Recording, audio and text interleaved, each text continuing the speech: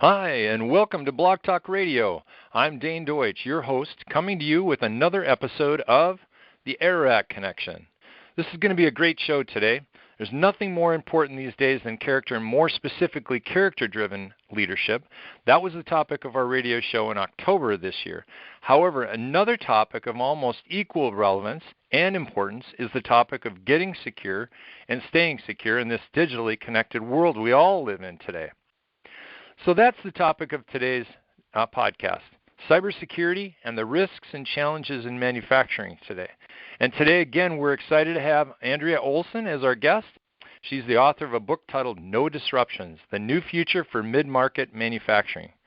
Andrea Olson is inspiring and educating industrial business leaders on how to transform their outlook and approach to marketing, technology, and communications in order to operate more efficiently and increase their profitability.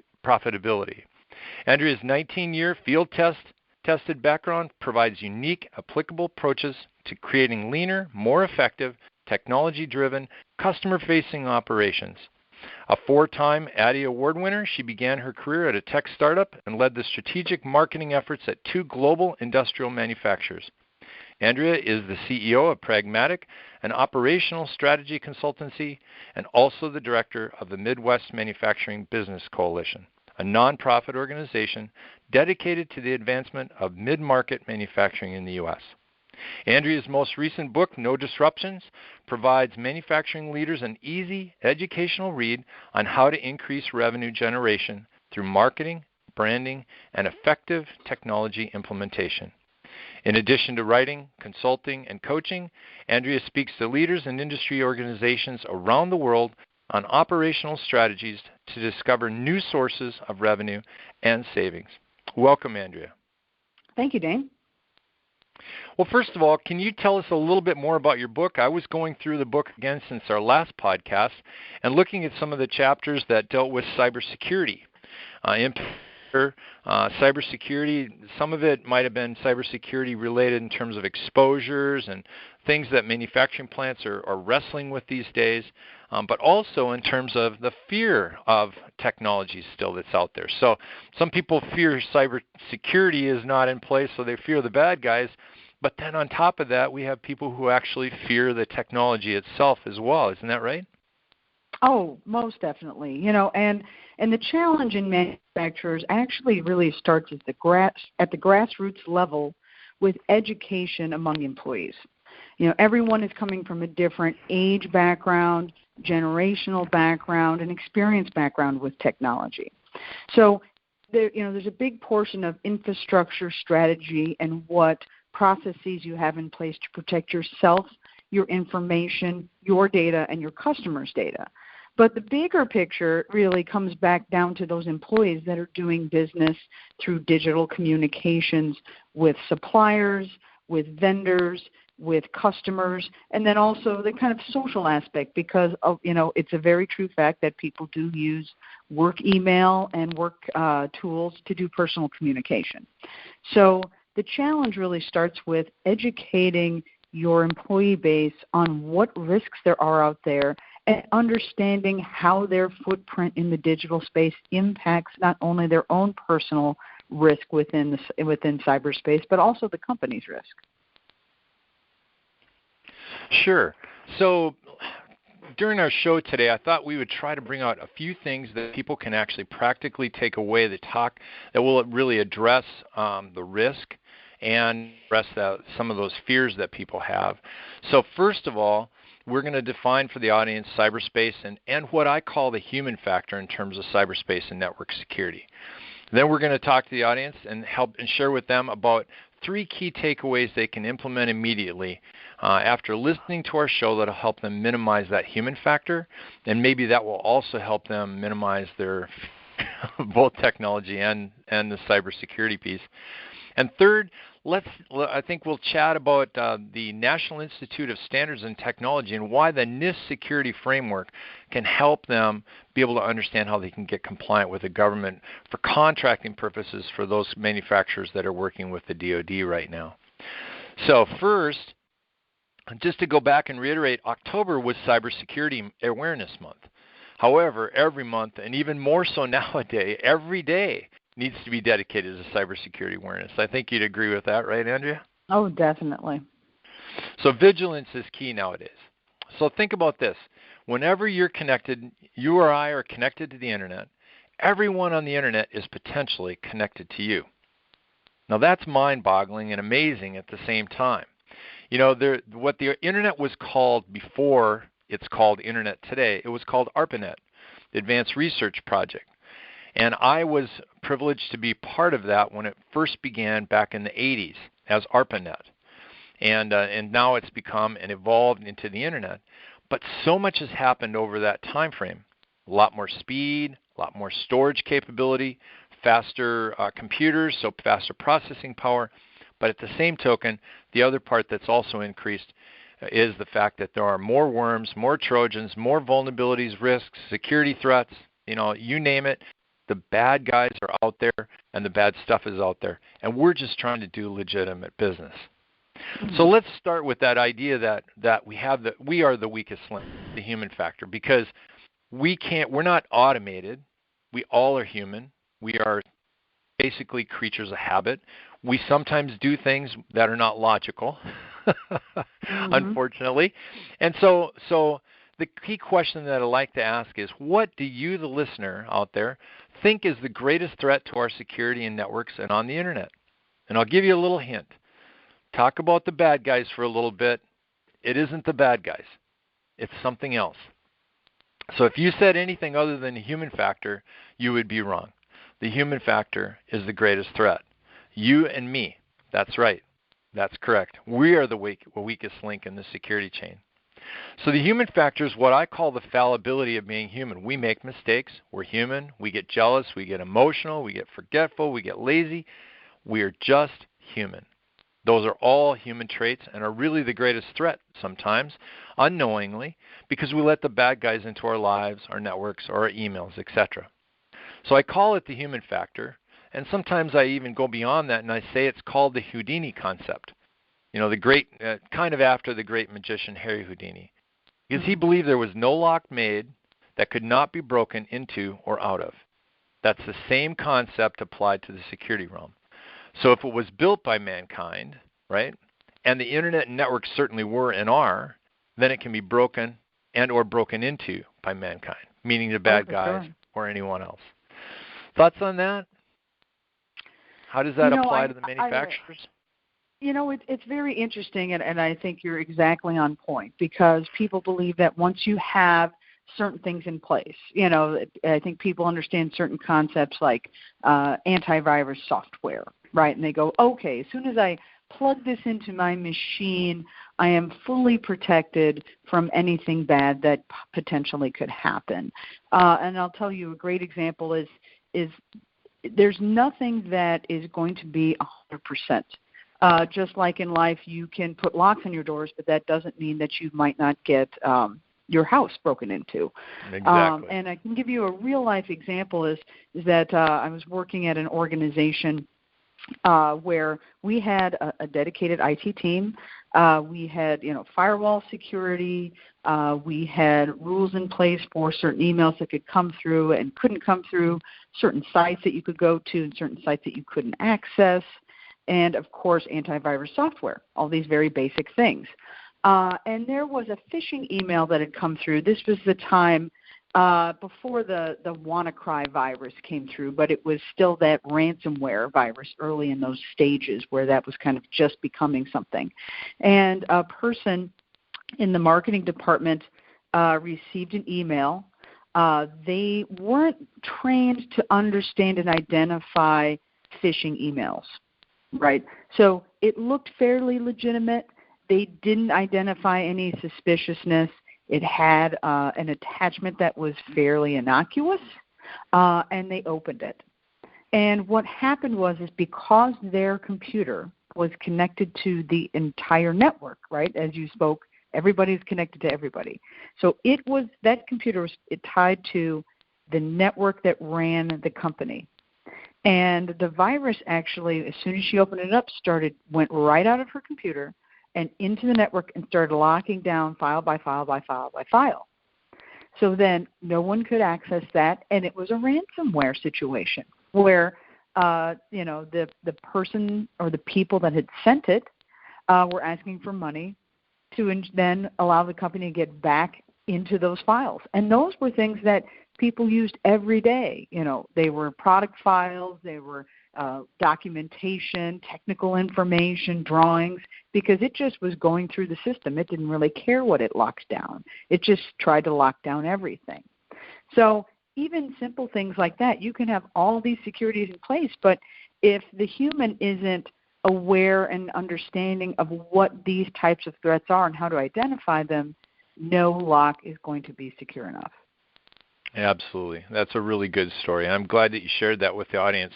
One of the things I think that I hear all the time is people are constantly telling me a couple of different things that are pretty relevant, I think, in terms of their world, but not in terms of security or cyber world. So one of the things I commonly hear is, hey, I haven't been infected or a victim yet, so most likely I won't be.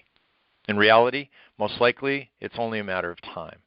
Right. So we are all susceptible. And so one of the things to good defense is to be vigilant. And if you don't think you're going to be attacked, then you're probably not going to be vigilant either. So we want to make sure that folks out there are thinking about the fact that they need to be aware that this stuff is real and it's dangerous and it can end a lot of careers and or businesses, lifespan, and that kind of thing.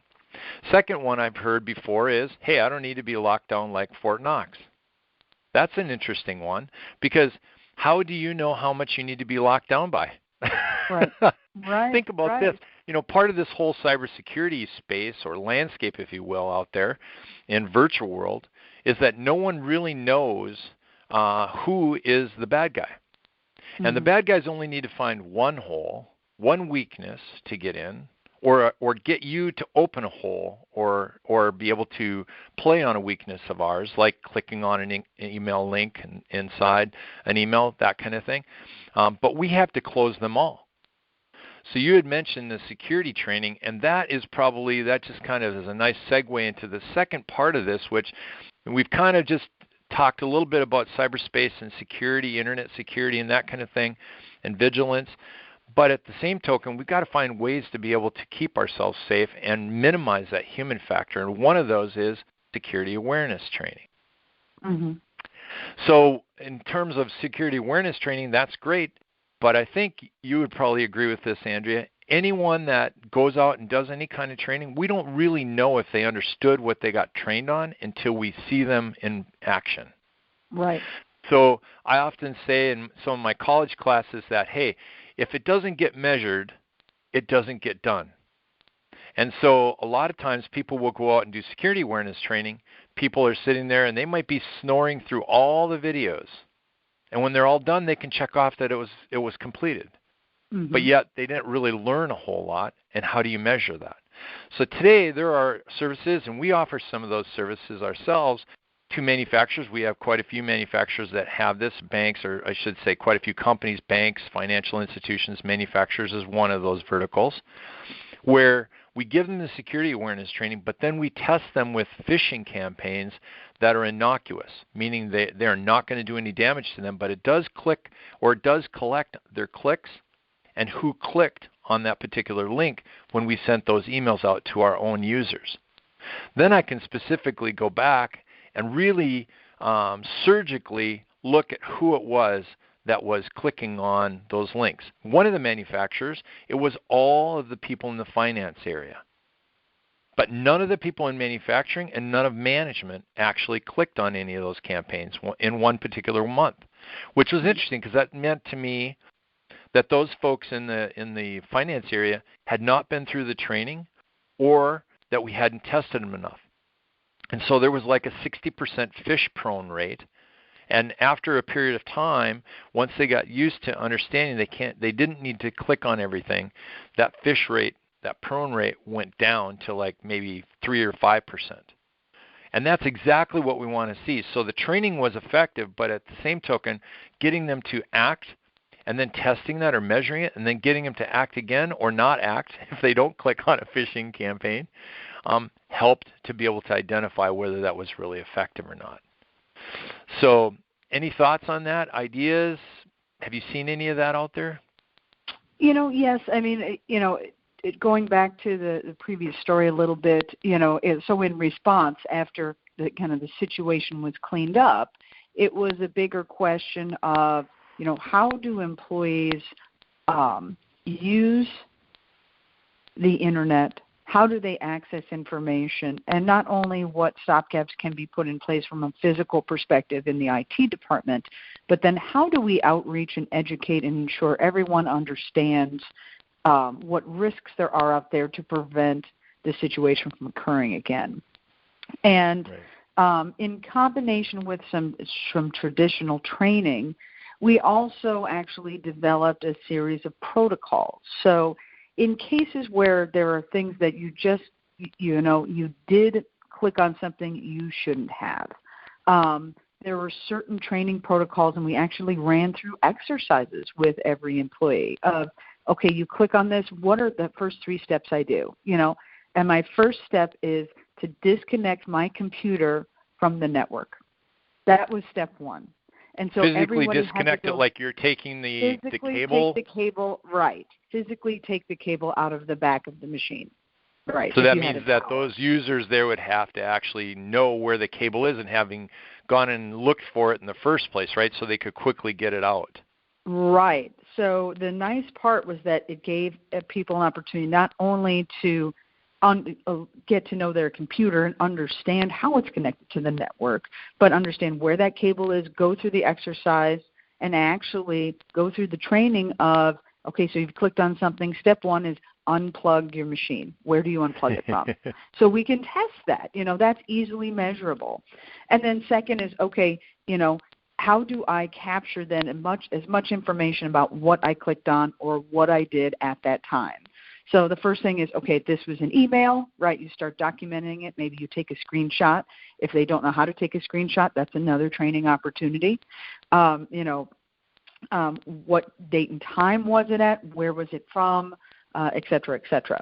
So now you're starting a documentation trail, and becomes a protocol versus just general training on, hey, be careful on the internet. Here's things to look for, because it can be so much information people have a hard time remembering. So I think coupling with training, you also need to have an organizational protocol that stops the bleeding, because people are infallible. There's things that are going to happen, and they need to understand how to apply those steps to prevent further problems. And those are things that they can also then apply at home to themselves. Sure. Yeah, so there's a lot of anti-phishing campaign software packages out there, like Fishbox and FishMe and KnowBe4. So those are all available, and we offer some of those for our customers. But, if you take that one step further, okay, so let's say that they didn't click on anything, but yet somebody's sending emails out in their name or in their email as if it was their email address. So one of the things that I've experienced lately is this thing called the dark web. Have you heard of that, Andrea? Yes, I have. So I didn't know that you could get a dark web scan done on. I knew that you could get a dark web scan done on you personally. Experience offering that on the television and all that kind of thing now in some of their ads. However, I didn't know that you could do it for companies on a domain basis. So I provided a dark web scan for a company, a manufacturer recently, and they have over 100 users on their network.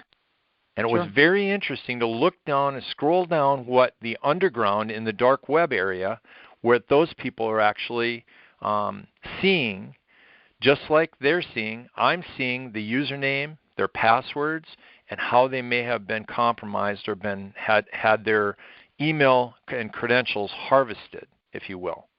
And some of it came from companies outside of their responsibility or the user's responsibility, like Dropbox, or Ashley Madison, or LinkedIn, who had been compromised or breached at one time, and those credentials and their email addresses were harvested by the bad guys. And now they sit in databases underground, so to speak, on the internet, and that's what we call the dark web.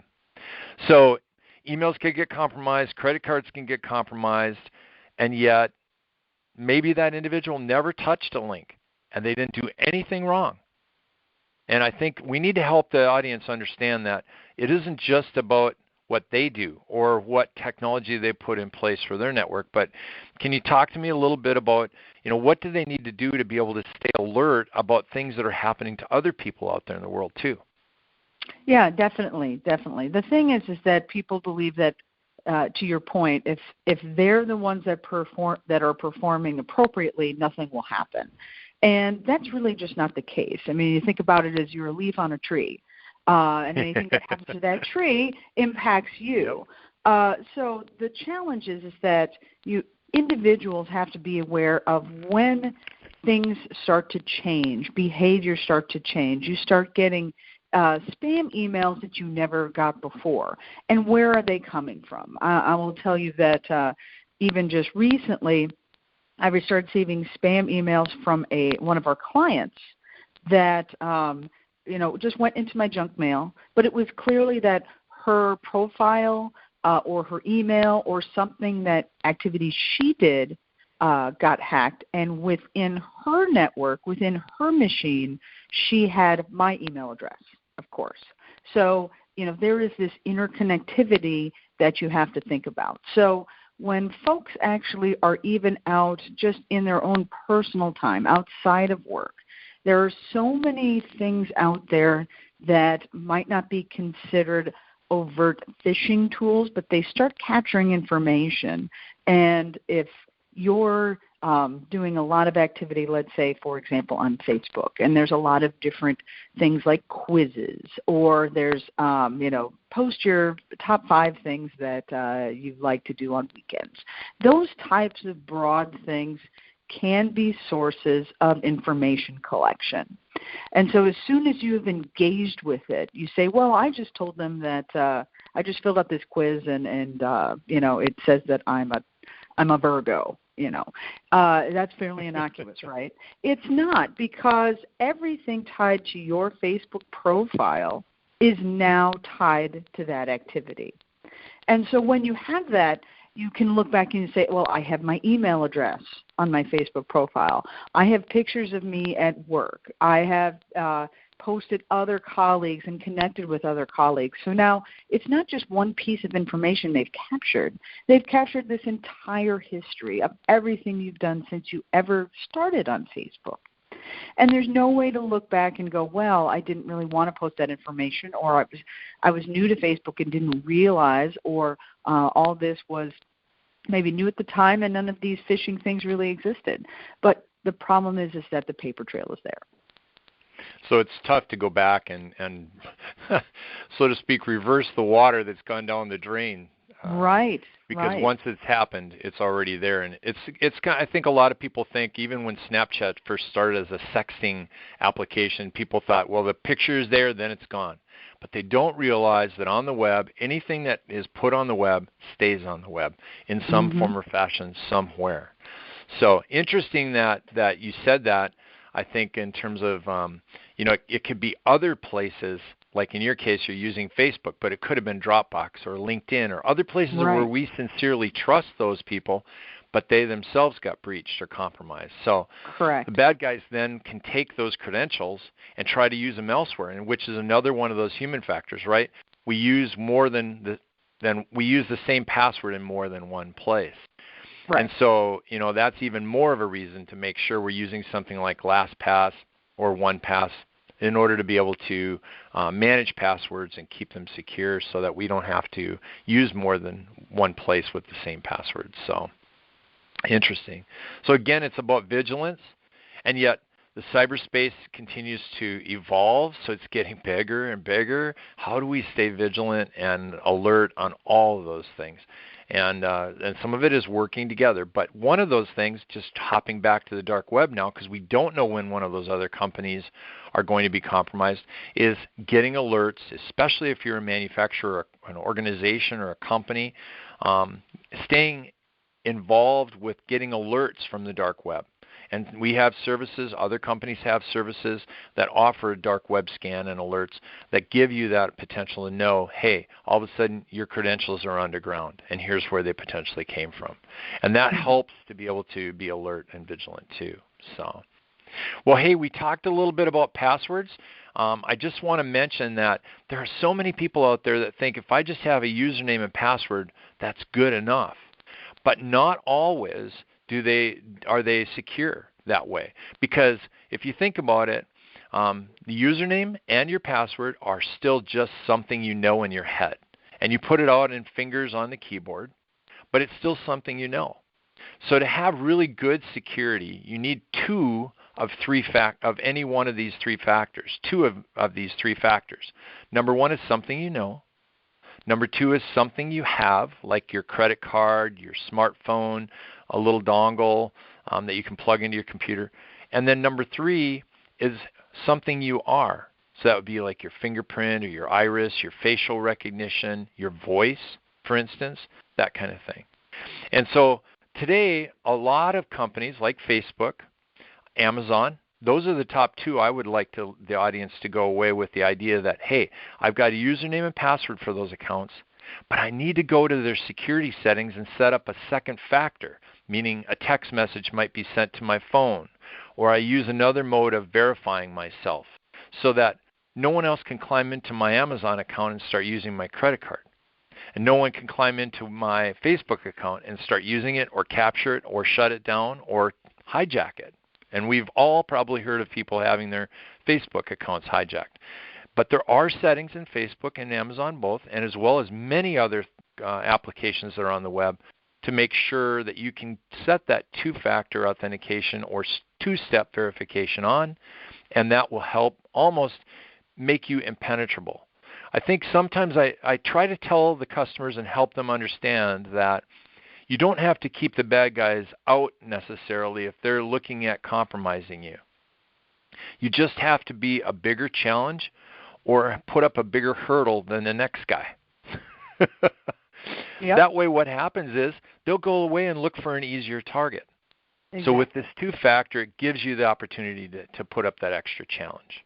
So, and I think you talked a lot about cyber technology in Chapter 4 in your book on how that relates to fear of change. Maybe you can talk to that a little bit more, but let me just mention one thing, and that is that in terms of fear of change, we also are creatures of habit, and we like convenience, right? We like things to be easy, and we are lazy probably for the most part, and maybe that is part of what you were really referring to in terms of fear of change. We don't want anything to disrupt us, right? Oh, why sure.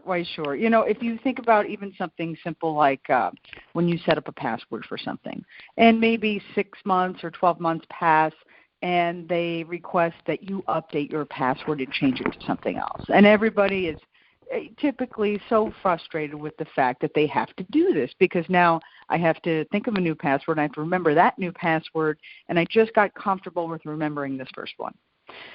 So then, you know, that you get that extra layer of security by writing on a Post-it and putting it next to your computer, right?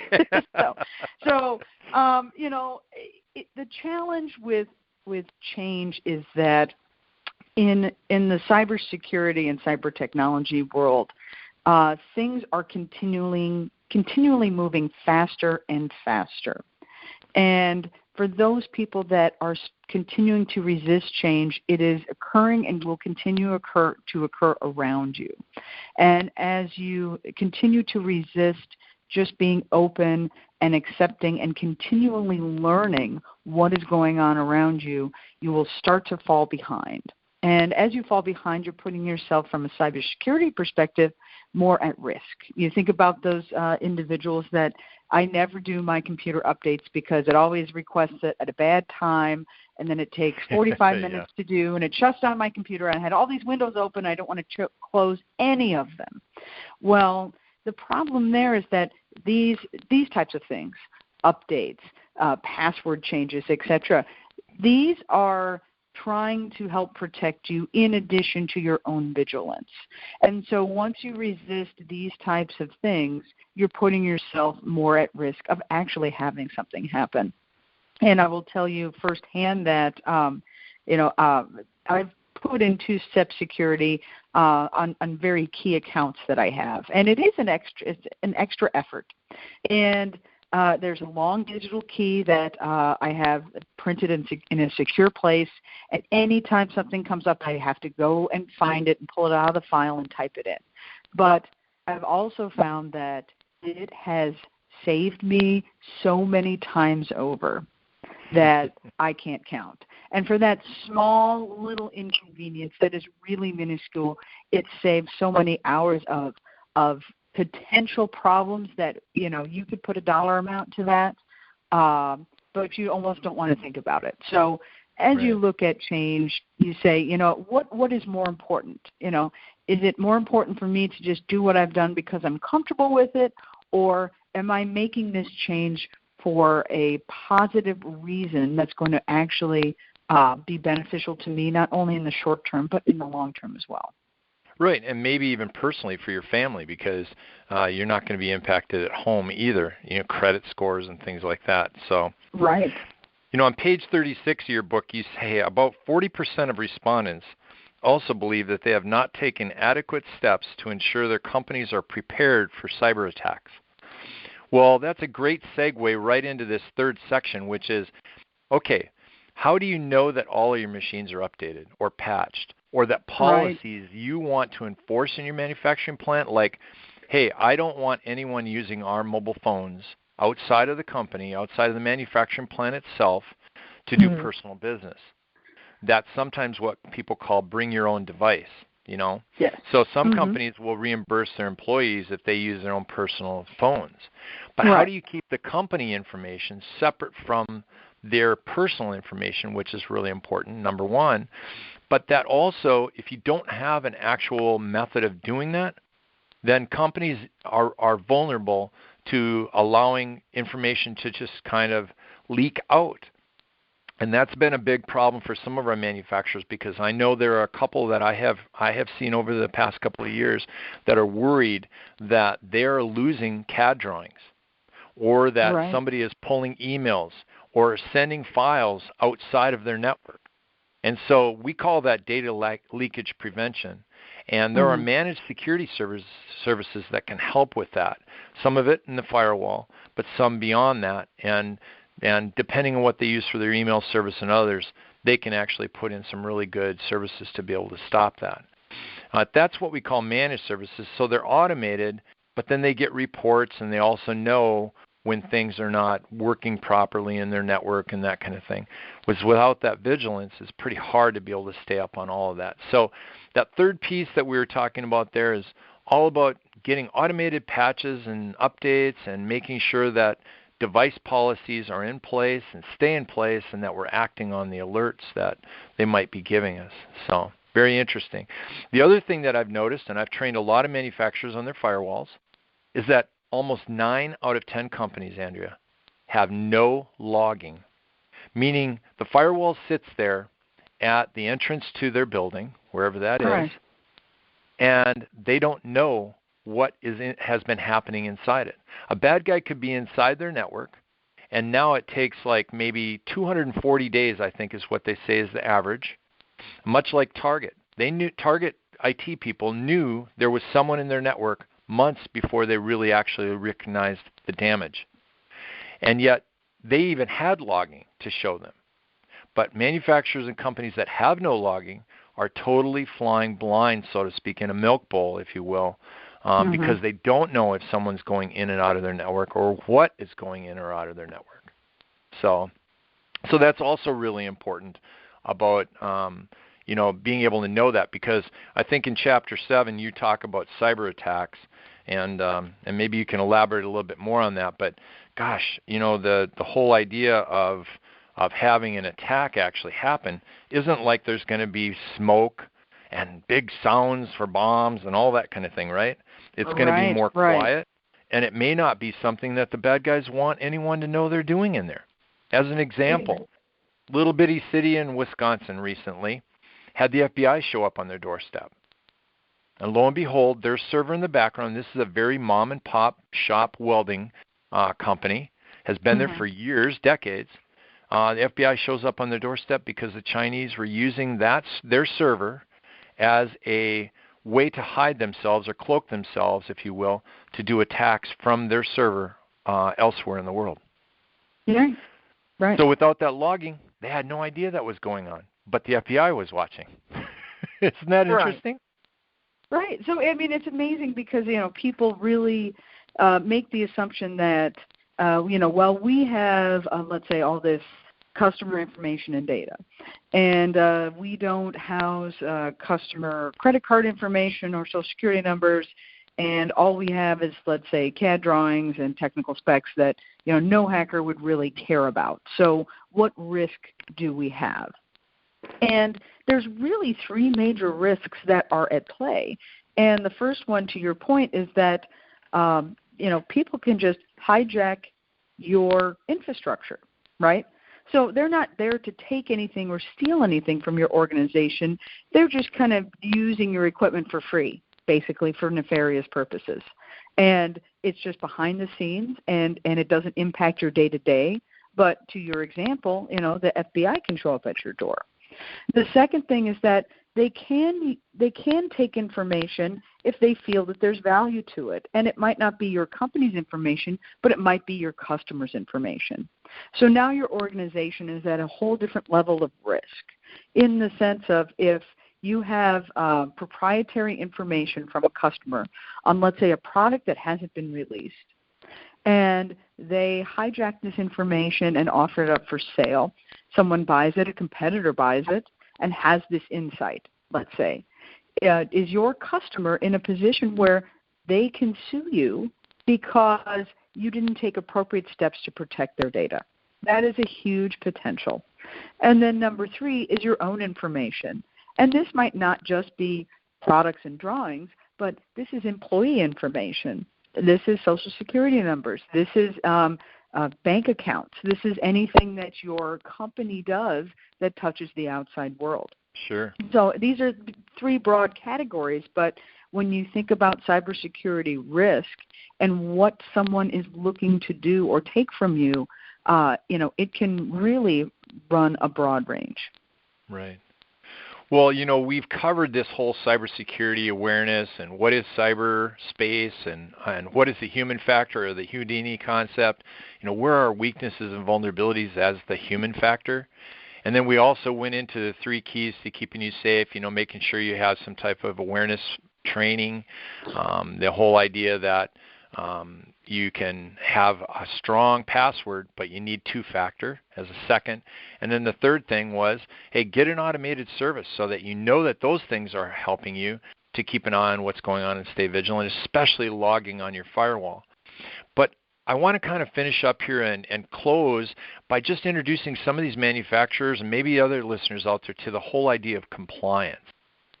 And when we talk about compliance, sometimes it's another organization forcing us, so to speak, to be compliant, like banks with FDIC or PCI compliancy, payment card industry compliancy. And on the manufacturing side of the house, especially with those that are doing contracts and the manufacturers that are doing contracts with the DoD, they're required to be NIST framework security compliant. And so maybe we can talk a little bit about what NIST is and why they might need it and what it can do for them. Sure. And NIST has been around for quite some time.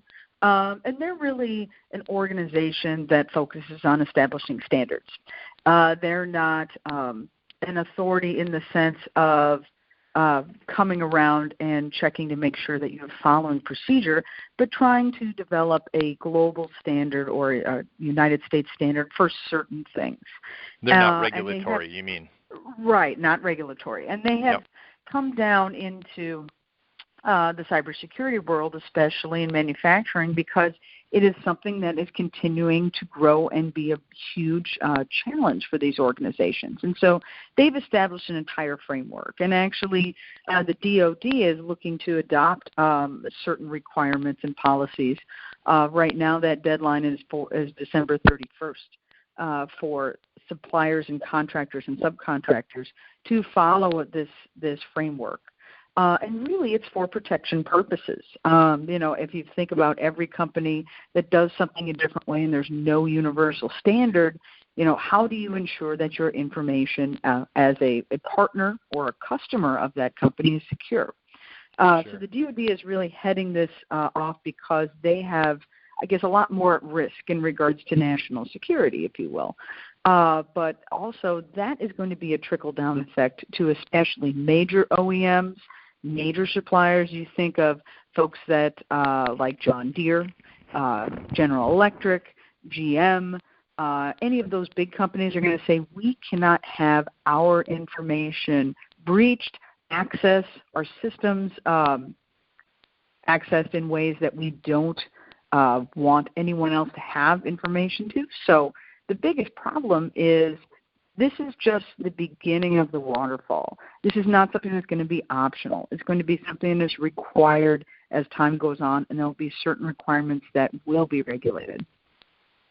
So kind of like what we talked about at the beginning with ARPANET being the predecessor to the Internet, here the DoD, and that was a collaborative effort, ARPANET was, between the government, military, and higher level education, our university systems. And a lot of it was built and based on research, and of course the whole ARPANET was all based on trust.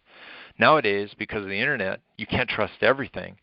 But here the DoD is once again leading the charge, and I hear what you're saying. It sounds very logical, and most likely will happen sooner than later.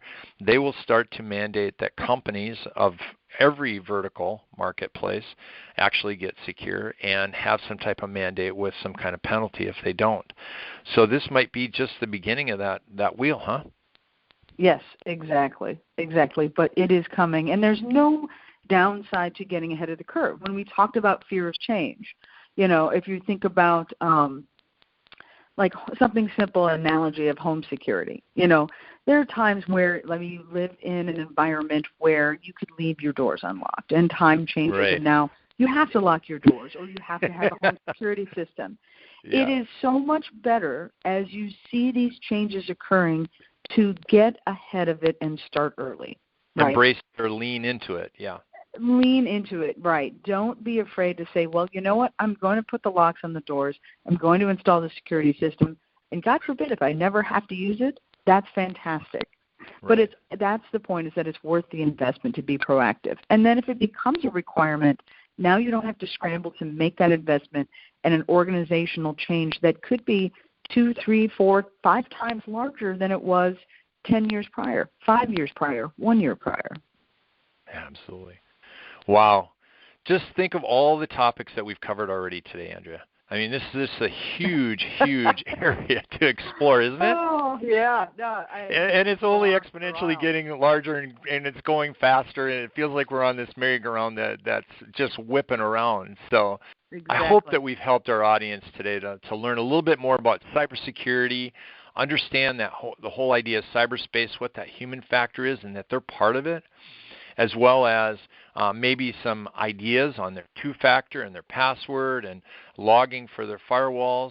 And finally, with the NIST regulations, maybe finding a framework that they can build on in order to help them get secure and stay secure. So we're coming to a close on this episode of the Ararat Connection, where we focused on cyber, internet, and network security. Again, we had Andrea Olson, our guest today, with us. And let me remind you that you don't want to be the weakest link in the security chain. Your future, your reputation, and your people depend on you. So you need to get secure, stay secure, and make sure that you're not the weakest link. If you'd like to learn more, you can contact Andrea to access information on her book, her workshops, her keynote speeches, or consulting. You can connect with her on the internet and find out more information at www.pragmatic.com and www.nodisruptions.com. If this podcast has piqued your interest in cyber and network security, you can learn more at www.dcsnetlink.com, or you can simply call us at 877-327-6385. We are your IT and security partner and coach, help you get secure and stay secure in cyberspace. And remember, once again, don't you be the weakest link. This has been Dane Deutsch and Andrea Olson on Blog Talk Radio at the Ararat Connection. Until our next journey on the Ararat Connection, keep leading with character first. Trike on and smile on.